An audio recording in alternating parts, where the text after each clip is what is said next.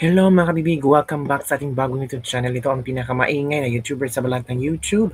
Ako si Kabibig, maglabag-labag na daw with evidence. Ako may inamin si Senator Lacson.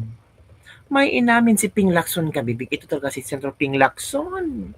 Ikaw ang nakakasira sa script. Maganda na sana yung script ninyo eh. Ikaw, masyadong oversharing itong si Senator Ping Lacson. Bakit Kabibig? Binuking ni Senator Ping Lacson ang minority bloc na sinabi niyang planado ang pag-walk out sa Senado.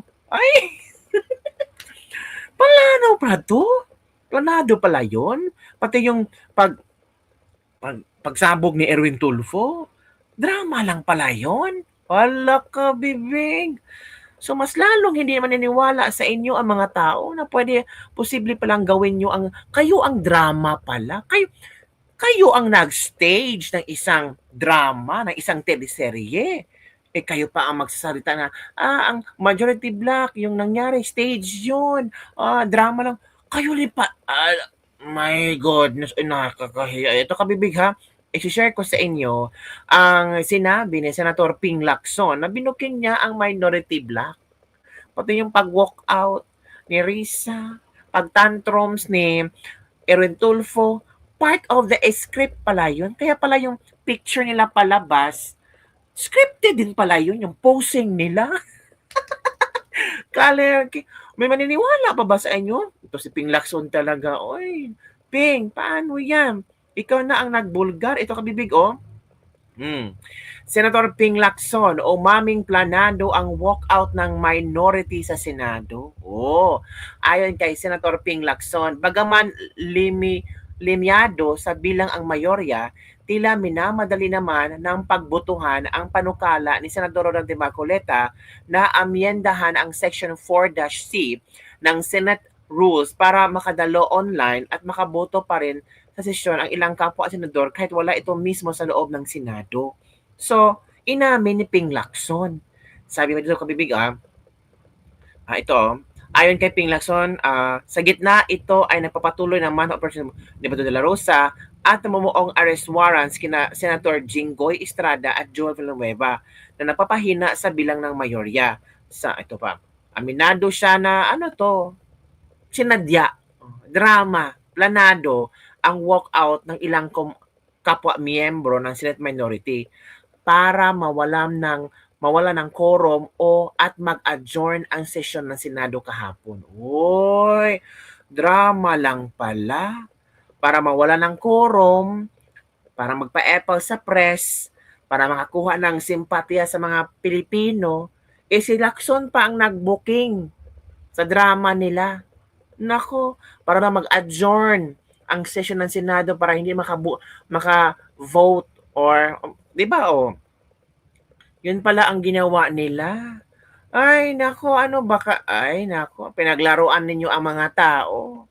Pinamukha yung tanga, ang mga majority bloc, ang mga taong nagigil na sa kung ano ang magiging debatehan sa Senado. Kayo pala ang nagdrama kayo. Kasi ayaw yung debatehin ang mga magagaling at intelihenteng lawyers sa majority bloc. Aminado si Lacson, Senator Lacson, umaming planado ang walkout ng minority sa Senado.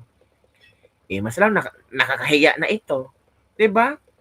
Dapat sana hindi umamin si Lacson. Hayaan na lang Lacson kung ano ang mga interpretasyon ng tao, kung whether ito ay planado, scripted drama, or totoo. Si Lacson ang nagbulgar. Planado pala, scripted, drama lang pala to. Saan ito magbo-boomerang? Sa minority black senators. Mas lalo masisira ang pangalang Tulfo. Di ba kabibig? Pati daw itong picture na to, baka part ito ng script. Kasi ang ganda daw ng pagkakuha. Grabe ma. Hala, grabe sila no. Naisip talaga nilang sirain ang tawag dito, ang gustong ibahagi ni Senator Marcoleta kasi ayaw nila. So nakita naman nila na liyamado sila sa botohan, nag-walk out. Tama ang mga sinasabi ng tao.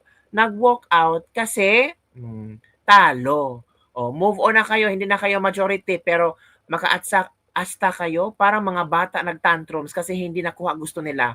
Kaya nga parang pictorial ang exit, ay dramatic exit ang front page. Paawa epekto, di naman umepekto. Puppets of the Master in Power. Walk of Shame. Walk of Shame daw ito. Ito pa, Bulaga. Oh. Pag magdrama at pag reels lang yan, good job. Sa 2028, tuloy na ang pag-walk out ng Senado. Try doon sa mga colleagues sa Maleta. Plano talaga nila yan. Di nila kayang makipagdebatehan. Ikaya nag-walk out ang exit plan. We don't need your dramas, your tantrums, and your lousy excuses. We want the investigation of the flood control corruption be opened. Oh, yan kabibig ha. Yan ang mga komento ng ating mga netizen. Samantala, kabibig, pakinggan natin si Senator Marcoleta sa mga ibinahagi niya sa kanyang programa na tila may pinariringgan siya. Na tila parang, ito unahin muna natin ito, kabibig. Ito.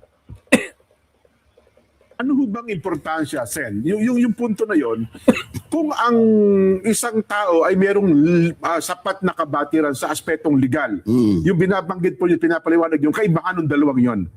Kasi meron siyang background na legal o kaya Opo. mapagbasa siya Opo. na alam niya na yung special provision will always prevail over a general Ayun, law. special provision po yun. No? Kakalimutan niya Opo. yung debate sa Section 24. Papayag siya na gamitin namin yung 136. Oho. Yung Section 136, pinapayagan naming i-amend. Ayun. I-amend. Oho. Gamit yon na hindi naman gagaling sa komite. Opo. So, di maliwanag na sana. Kaya lang, ang problema namin, bakit ayaw nila na i-take up namin on the floor?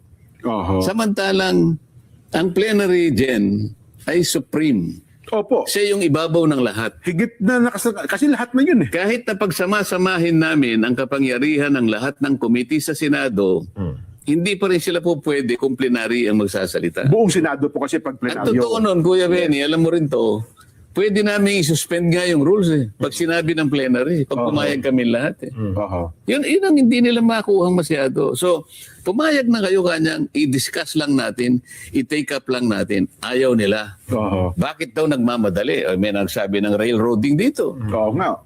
Para daw sinasakal nyo raw sila. Ano, mayroon po iba na parang meron ba kayong gustong habulin na kaya nyo gusto pagpasyahan ka agad dyan? Yun nga, yun ang medyo nakakalungkot doon, Jen. Kung ano-ano ng mga senaryo ang sinabi, samantalang pwede naman nilang kilalanin, ang plenary is in perfect position Oho. to take it up on the floor. Ayun. Ngayon, kung ayaw po ninyo kanya, pagbutuhin natin. Ganito kasi, so nag-motion si SP Cayetano, Alan, sabi niya, Madam President, sabi niya kasi ang nakatayo doon, kung si nasa baba, Senadora Loren. Pro-tempore. Opo. Madam President, sabi niya, I move that we take up the motion of Senator Marcoleta on the floor. As a matter of fact, he is ready to defend it. Yes. Ngayon, dapat merong mag-object. Hindi yung salita ng salita. Objection. Oho. Kapag merong sasabihin ngayon ng presiding officer, okay, there is a motion to take up the motion of Senator Marcoleta right now, this afternoon, and there is objection, Oho. we divide the House. So, magbubutuhan kami. Oho. Yun ang kasi yun ang mekanismo eh. Yes po. Demokrasya talaga, wala kang magagawa. Hindi naman kami pwedeng patagalan ng debate. At one point, kailangan naming i-resolve yung issue. So magbubutuhan. Alam nila na minority sila. Opo. So wala silang tigil kung hindi banat ng banat para hindi namin mapag-usapan on the floor. Ayun. Ano ang problema? Ba't ayun yung pag-usapan? Pag-uusapan pa lang eh. Pagdidebatihan pa lang. Pagdidebatihan pa lang, hindi pa naman namin ina-adapt. Aaprobahan. Hindi Yeah. kagaya nung ginawa ni Tito Sen, na sinasabi ko, Journal 75. Noong 2018. Wala nang pagtatalo, in-adapt ka agad eh. Oho. Mas madali nga yung ginawa niya. So sabi ko nga, binabanggit nila kasi na matagal na sila sa Kongreso, matagal na sila sa Senado. Opo. At nakalimutan nila yung Journal number 25. Kamakailan lang naman ito, 2018. Di pa masyadong maano ito. Opo. Eh. Okay. Dito, walang debate ito, Kuya Benny. Oho. In-adapt ka agad. Yung motion. O, mas maganda yung sa amin pag didebatihan pa bago i-adapt. Correct. Liwanagin Ang tanong natin sa yung punto na yun ha. ang iminotion po na si SP Soto, pagdebatihan yung Hindi si Soto, si SP Alan pala, SP Alan, sorry, SP Alan, pagdebatihan, hindi po agad i-adapt Hindi, yung panukala. hindi. Ayun, Check mo kasi na. akala nila, para Ay, kapag hindi, nanalo hindi. sila sa botohan, Alam nila yung motion. ganun Kaya mo lang, ba? bakit daw pagdidebatihan sa plenary, gayong meron namang matindi sa committee? Ini-refer dapat Hindi sa ba nila committee alam rules? ang committee mas makapangyarihan ang plenary, mas makapangyarihan sa committee? Bakit hindi nyo kilalanin yun? Ito simpleng prinsipyo ng batas ito. Ang totoo niyan, parliamentary practice lang ito dyan. Opo. Parliamentary practice. Pero, Pumayag kayong maging kasama sa Senado. oho. Alam ninyo dapat ano yung mga basic rules of Yes, parliamentary procedures. Wag na yung pangbatas talaga. Parliamentary procedures na lang. Basahin mo yun. Napaka-basic nun. Oho. The plenary governs over all committees. So pag merong nag-mention, can we take it up on the floor? Merong nag-object. Division of the House. Para ngayon, pag nanalo kami, okay. Oho. Sino po ang unang mag-interpolate? Let's now Move on take na it yun. up. Move on na. Gugulong na yun. Yun pala ang nangyari. Sila mahilig sa drama. Ito pa. Si Tito Sen. Totoo bang mahusay mag-alaga si Tito Sen? Maaari. Pero sa panig ko, pwede akong magsabi ngayon. At ito'y alam niya. Personal experience niyo po ito. Personal experience ko to. Okay. Ako mismo ang nakiusap sa kanya. Dalawang pagkakataon na kinausap ko siya bilang Senate President. Kasi ako naman, pag lumapit ako sa tao, ang alam ko ito'y makakabuti sa atin. Tama po Ang yun. pagpunta ko sa kanya, dahil yung unang pagdinig ni ni Ping sa Blue Ribbon, nagkaroon na kami kaagad ng hindi pagkakaunawaan sa ilang bagay. Tatlong bagay ang binanggit ko sa kanya. Una, sana Mr. Chairman, huwag ka nagpapa-interview na kung saan ay may pinapanigan ka sa mga Tama. respondents natin. Oho. Dapat maging objective ka para sa ganun, yung impartiality ng ginagawa natin ay hindi nila questionin. Correct. Opo. Tama naman po yun. Oho. Nagalit siya, sabi niya, opinion ko to this is my perspective. Sabi niya, tapos pinukpok niya kagad, hindi niya ako pinaraan. Ang isa pa, sana dapat sabihin ko sana, bakit ka pumupunta sa DOJ at saka sa ICI? No. Ano bang relasyon ng Blue Ribbon Committee? Bakit nakikipag ka sa executive? Oho. So lahat ng gagawin mo, hindi namin alam, hindi ka ako maganda 'yon. Yun naman, oho. Pagkatapos meron ako sinasabing prejudicial question. Aba, inano niya ako. Hindi ba niya alam bilang abogado ang ibig sabihin ng prejudicial question ay ganito? Oho. Yung ba technical na meaning ng prejudicial question ang inano niya? Para bang pinamumukha niya sa akin, ito abogado ka pero gumagamit ka ng isang phrase na hindi mo naintindihan. Oho. Alam mo, ginamit ko lang yun sa ordinary meaning. Ibig ko sabihin, itong mga ito, nape-prejudice yung ating yung ating ginagawa. Yung Nagiging pagdinig. bias ka rito Oho. Correct. Ngayon, Correct. yun ang unang pagkakataon na pinuntahan ko si SP Soto na SP time. Soto. Sabi ko, Mr. President, sana kung ma-advisean mo yun na, alam mo na yung bata mo. Sige, sabi niya, huwag kang mag-alala. Akong bahala. Makalipas ang ilang buwan, ayun, nag-display siya ng video kung ano-anong pinagagawa niya para palitawin niya na meron akong sinabi na sinusurrender ko ang parte ng ating Philippine territory. Hindi lalong bumigat, Opo. pinuntahan ko ulit. Okay. Mr. Senate President, parang hindi mo yata siya nasabihan, lalong lumala, sabi ko. Kaya mo kanya, taanin ko na ngayon, sabi niya. Oho. Wala rin nangyari. Wala rin nangyari. Hanggang ngayon nagsasalita. Punta ng punta sa media, lahat sinasabi, para lang lait-laitin ako at may ibang kasama ko. So sa tanong ni Kuya Benny, Kuya Benny, talagang napakahirap sagutin kasi kailangan lahat magkaroon ng adjustment. Wag ganito. Tama ka, bibig. Traidoran talaga sa loob, no? Makulita, kinausap pa si Soto o si Ping Lacson, kung sabihan mo ganito, ganyan. Pero walang action ginawa si Soto kasi BFF si Soto at saka si Lacson. Diba?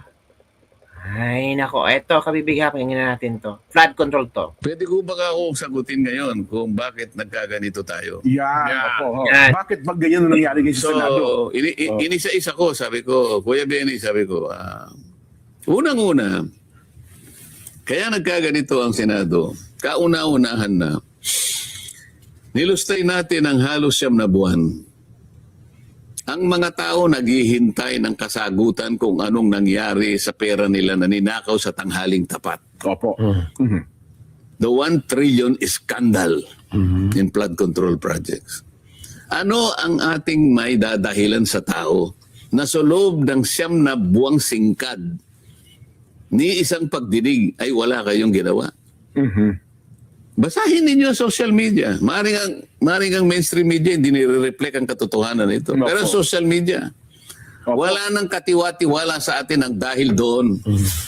Dahil pinipilit ng chairman, sabi ko, na hindi siya magpapatuloy ng pagdinig hanggat hindi kami pumipirma sa partial report. Oho. Kuya Benny, ikaw ba naging undersecretary ka? Binigyan ka ng isang director mo na pinapipirma niya, ay pinagagawa mo niya. Ito po yung report ko, sir. Pakipirmahan niyo po. Partial pala po ito. Nakita mo, Kuya Benny. Mhm. Anong klaseng report ito? Kalahati lang. Ano ipipirmahan ko rito? Sir, ito palang hindi, ayusin mo muna. Mahirap na ako. Baka mamaya, pinirmahan ko yan. Pagkatapos, yung palang kalahati, inconsistent pala dito sa kalahating ito, nakapirma na ako dyan. Anong sasabihin mo? But Kuya Benny? hindi po ba yung pagpumirma ka di ba? Parang affidavit yan Bawat pahina pipirmahan mo. Oo. Di ba ganon? O, Hindi po kalahati ba lang, ganon? kalahati pa lang yung report, pinapipirma na sa'yo. Mhm. Pero bawat pahina po pipirmahan, hindi po. O yung huli lang. Yung huli lang ang pipirmahan mo kasi pati yung pagkakabigay sa amin hindi naman hard copy. Binigyan lang kami ng... Soft copy. Oh. Hindi soft copy, link USB. lang. Link pala. Link Binigyan pala, kami ng link. Oho. Kami ang magpiprint. Oho. Ngayon, ang nakakapagduda ron, wala namang instruction kung kanino galing ito at anong gagawin namin. Ang gusto nila, basahin namin. Pagkatapos, kung pumayag kami, ibibigay nila yung last page. Doon kami pipirma. Paano kung pinalitan yung mga ilang pahina doon na nakapirma lang ako doon sa ano? Hindi naman binigay sa iyo yung... At saka, Kuya Benny, partial pa nga lang Mhm. Hindi pa yung buong report. Oho. O, pag gagawin ng bang kondisyon, ano sinabi ng tao ngayon? Nagalit ang tao. Oho. So, doon nagsimula ang kawalan ng pagtitiwala. Correct, doon. Doon talaga kabibig na walang tiwala ang mga tao. Uy, kasi puro na lang paasa ang ginawa ng gobyerno. Itong si Marcos, paasa, may makukulong daw. Flood control, hindi magpasko raw sa kulungan. Wala. Diba? Puro paasa kasi pa sa Spring Lacson. Unang-una, si Marcoleta ang chairman ng Blue Ribbon. Ang ganda ng flow. Pumalakpak ang mga tao kasi nalalaman ng mga tao kung sino mga congressman na nakipag-associate si Madiskaya. Pero later on, biglang wala na nang pinalitan si Marcoleta. Doon nakabibig parang ang tao na wala ng pag-asa. Oo, ano ba yan? Ping Lacson. Ay, ewan kabibig. So, ngayon, planado pala. Aminadong, planado at drama ang pag-walk out na sa Senado. Dahil ayaw nila ang sa mungkahin ni Marcoleta, hindi pa nga sila nagbotohan. Wala pa nga debatihan. Napahiya na sila, nag-walk out. So, part of the script. Kasi gusto lang kunin ang sentimiento ng mga tao. Gusto nilang kunin na ang mga tao ay doon papanig sa kanila. Pero hindi na yan uso ngayon Kasi nakikita ng mga tao na wala talaga kayong ibubuga sa debatihan. Diba? Planado pala yung si Soto na lang ang matira doon para mag-request ng adjournment sa meeting. Part of the plan, part of the script pala yun, kabibig. Ay, nako. Nalaman na. So yan, kabibig, ang ating Lebak-Lebak for today. Don't forget to like, subscribe, and share this video para sa mga latest trending news na ating pag-usap-usapan. Shout out sa ating mga OFW dyan. Kumusta kayo? Ay, nako, ang gulo ng Pilipinas, no? Gusto mo bang umuwi sa Pilipinas? Ako, wag muna, kasi basta mahal sa Pilipinas. Mahal pagkain, mataas ang presyo ng langis, mataas ang presyo ng bigas. Lahat nagsitaasan na. Ang hindi nagsitaasan, sahod. Oh. Ang hindi nagsitaasan, job opportunities. Walang inoffer ang gobyerno, puro ayuda na lang. Alergi ang gobyerno ito, puro lang ayuda. Nasaan na yung mga pledges, Bongbong Marcos? Kinain na sa Bakunawa.